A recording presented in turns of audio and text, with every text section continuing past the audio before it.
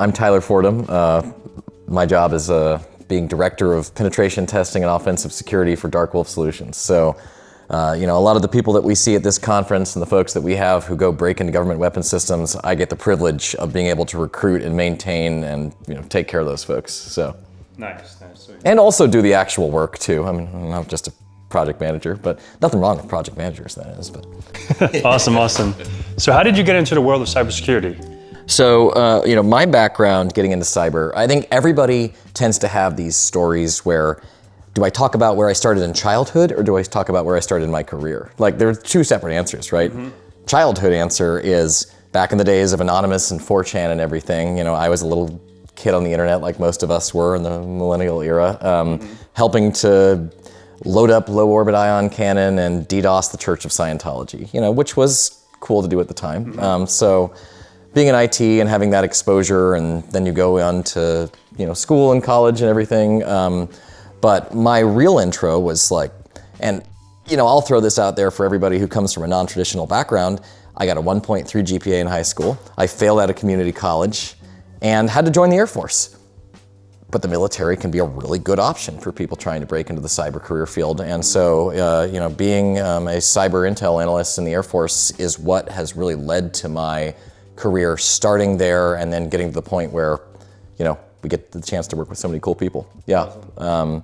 And so, in my career there, started off doing a lot of blue team defensive stuff, tracking Russia and China's cyber activity. Mm-hmm. That then transitioned into a later point where I was helping with incident response and threat hunting, forensics for, let's say, when there were potential intrusions on those networks. Spent some time overseas working for, let's say, a foreign hacking operation in kind of a spicy way. If any of you go look up Project Raven or Dark Matter, you can learn more about that. And then after we left that situation, ended up with Wolfden Associates, which turned into Dark Wolf Solutions, where I was pen tester #1. And since then, we built a team of several dozen, folks doing this work. Awesome. So what is your company now doing to contribute more to the community? So, it's really interesting, I would say, in the federal space specifically. A lot of the folks, I think that we interact with here primarily do the, hacking and offensive security for the commercial realm. That's a lot more popular, I would say, for boutique cyber firms. But we're in a unique spot where we get to do this stuff in the federal government, and most federal government contractors you don't really see contributing back into that space, because so much of what you do is locked down and secure, and it's driven by different things. What we're really lucky to be able to do is be able to contribute in a way that's very unlike a lot of our peers, in that industry segment where we're publishing 0 days that we find through working, arrangements with some of the government customers like that. If you go onto our website, some of the methodology that we're using to do some of the niche things that few people do, like specifically Android hacking for the government, or a lot of the work that we do in the drone industry. Mm-hmm. We have drone and Android hacking playbooks that we've open sourced and published out there on the,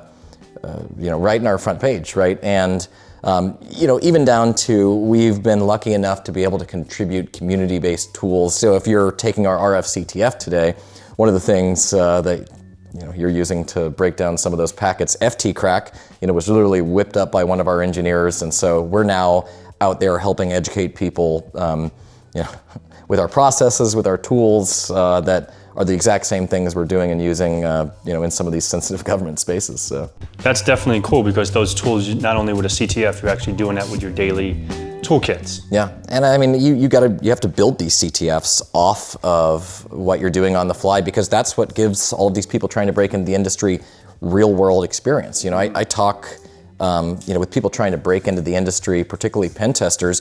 It's hard if you're coming out of college directly, because it's a chicken and the egg problem. Pen testing is almost not really an entry-level career field. Trying to be a pen tester right out of college, what experience are you going to have? Most people come from a development background or networking or something that lets them build on that. So in that situation, when people really care about it, those training opportunities and having CTFs all over your resume and, being top 1% on Try Hack Me, that's the kind of stuff that tells me that you're going to be able to succeed at this despite the fact that you didn't come from a background that led you into it. So. Yeah, so I want to piggyback off that. So a lot of people love CTFs, but just because you did a standalone machine, okay, now how am I going to get to your machine, pivot to the Active Directory? Yeah. I mean, there are a lot of labs in some of the platforms now that emulate, Active Directory networks and stuff like that a little bit more. One of the big things I'll shout out here, CRTO, is a cert and program for everybody out there that we are seeing a lot of value for in industry. Because, and I'm sure you've run into the same thing, and many of the peers we're talking about here, Active Directory environments and how vulnerable it still is has become the big thing lately. And yeah, to your point, if all you're doing is going through CTFs where you're getting into individual Linux boxes, you're only getting half of the equation there. Some of the big entities that we work with right now, in the government, I won't name specific agencies, right? But like being able to go in and do exactly what you said, have the kind of red teaming focus is really important, because these enterprise networks, they're going to be patched. They're going to have like government things locked down in some capacity, but AD is still going to be AD. Right? Even if it's in weird cloud environments, in lockdown sensitive SCIFs where there's no internet access, right? Like being able to bloodhound and steal people's tokens will always get you somewhere. Exactly. Cool. Thank you for that. So how did you hear about Hack SpaceCon? So I met Dan at DEF CON, as these things tend to happen. Over drinks, because some of the folks on our team, physical security specialists, Tim Roberts and Brent White, who are renowned, by the way, go to wehackpeople.com, knew him, and Dan and the organizers for this conference have been warm and friendly people day one and approach us directly saying, hey, we're going to replace DerbyCon and put on Hack RedCon. Can you guys be there and be a sponsor? And I was like, I like your gumption, man. And so we've been sponsoring or at one of these events every single time since then. And the thing that we consistently see, I think, that's you get certain experiences out of Black Hat and DEF CON, right? They're big, you have lots of fun, it's a party, but it's messy, it's chaotic, and it's really difficult to like make genuine connections to those things. Every time that we're at one of the conferences that RedSeer hosts, we're still growing, right? But the intimacy there and the level of, depth of some of these connections from a networking perspective, our industry is small, dude. And so meeting those people, whether it's over drinks, at booths, in some of the competitions, Hacker Jeopardy, that goes a long way. And I think, it's important for folks like us who are obviously networking and trying to sell our services, but being able to give that same level of connection and to meet people senior in their career field for all the college students who are here that these guys give so many tickets out to, it's hard to beat, right? No, I love it. Yeah. So what do you think the future of cybersecurity is?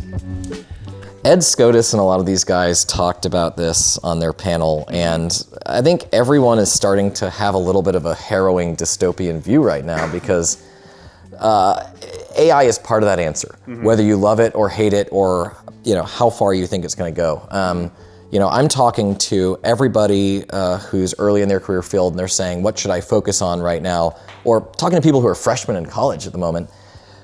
I'm a little terrified, quite frankly. I'm terrified for the people who know what they're doing. Some of the best hackers in the world right now, are people who have knowledge all over sub-disciplines across the industry. I could ask them to help to break into anything, but even some of those very best people have very little knowledge about how to build models, how to jailbreak them, and the AI ML world is only going to be more pervasive in our industry, and it's going to take away some jobs too. And so it's not the only thing, and I'm not telling everybody that the future of cyber is just going to be AI, but it will be a component of nearly everything we touch, right? And I think we're in a unique spot where basically baking that into our skill set, there is going to be so much pervasiveness of that technology all over, kind of like Ed was talking about in the panel, where it's either going to be a make or break thing, right? Where there's going to be so much opportunity, but there will be none of that opportunity if you don't latch on and like get familiar with being able to be a hacker against all of the things that are going to be part of every tech stack everywhere forever. And like he called it a super hacker. 100%. Yeah. Sweet. So what is your company doing to stay innovative? We do a lot of learning. Like one of the things I like to brag about with Dark Wolf is like from the get-go, when we hire people, we have an entire like hiring CTF platform that skips the whole technical interview process because I just want to know how well you can actually break into things, not put you through 7 interviews. So from day one, we're making sure to like train people on like relevant technology and boxes that we build that are based off of the same kind of challenges that we see day to day.